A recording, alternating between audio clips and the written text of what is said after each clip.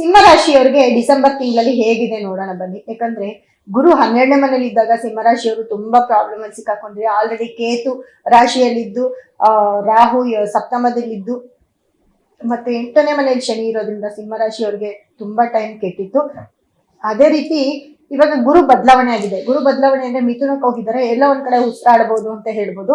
ಜೊತೆಗೆ ನೋಡಿ, ರಾಶಿಯಾಧಿಪತಿ ಸೂರ್ಯ ಬಂದು 4ನೇ ಮನೇಲಿ ಇರ್ತಾರೆ.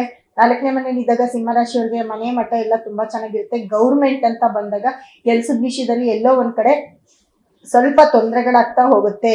ಜೊತೆಗೆ ನೋಡಿ, ಶುಕ್ರ ಮತ್ತೆ ಕುಜ ಮತ್ತೆ ಸೂರ್ಯ ಮತ್ತೆ ಬುಧ 4 ಗ್ರಹಗಳು ಕೂಡ ವೃಶ್ಚಿಕ ರಾಶಿಯಲ್ಲಿ ಇರ್ತವೆ. ವೃಶ್ಚಿಕ ರಾಶಿಯಲ್ಲಿ 4 ಗ್ರಹಗಳಿದ್ದಾಗ ಮತ್ತೆ ಗುರುವಿನ ಒಂದು ದೃಷ್ಟಿ ಕೂಡ 5ನೇ ಮನೆ ಅಂತಂದ್ರೆ ನಿಮ್ಮ ಮನೆಯ 3ನೇ ಮನೆಗೆ ಗುರುವಿನ ದೃಷ್ಟಿ ಒಂದು ಬೀಳುತ್ತೆ. ಗುರುವಿನ ದೃಷ್ಟಿ ಬೀಳೋದ್ರಿಂದ ಅಲ್ಲೂ ಒಂದ್ ಕಡೆ ಪರವಾಗಿಲ್ಲ ಅಂತ ಹೇಳ್ಬೋದು. ಅಕ್ಕ ತಂಗಿರು ಅಣ್ಣ ತಮ್ಮದಿರಿಂದ ಸ್ವಲ್ಪ ಹೆಲ್ಪ್ ಅನ್ನ ತಗೊಳ್ಳಿ, ತುಂಬಾ ಒಳ್ಳೇದಾಗ್ತೀರಾ.